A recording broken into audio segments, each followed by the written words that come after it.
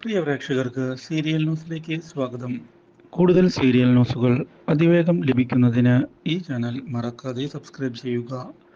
Bell icon click ചെയ്യാൻ മറക്കരുത്. Do like, share and subscribe.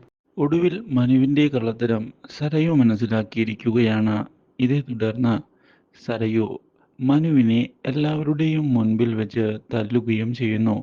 അപ്രതീക്ഷിതമായ ഈ അടി മനുവിനെ ആകെ ഞെട്ടിച്ച് കളയുന്നുവെങ്കിലും തിരിച്ചു തല്ലാൻ തയ്യാറാകാത്ത മനു ഈ അടിയോടെ കാര്യങ്ങൾ അവസാനിക്കുകയാണ് എങ്കിൽ അങ്ങനെ അവസാനിച്ചോട്ടെ എന്ന് കരുതുകയും ചെയ്തിരിക്കുകയാണ്.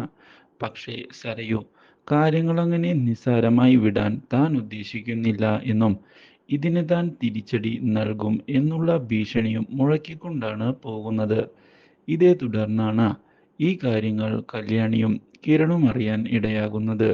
ഇതോടെ ഇത് പുറത്തുവരേണ്ടത് അത്യാവശ്യം തന്നെയായിരുന്നുവെന്നും സരയുവിൻ്റെ അഹങ്കാരത്തിന് ഇനിയെങ്കിലും ഒരു പരിഹാരമുണ്ടാകട്ടെ എന്ന് അവർ പറയുകയും ചെയ്യുന്നു.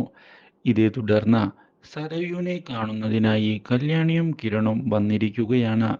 അപ്രതീക്ഷിതമായ ഈ വരവ് സരയുവിനെ ആകെ ഞെട്ടിച്ച് കളയുകയും ചെയ്യുന്നു.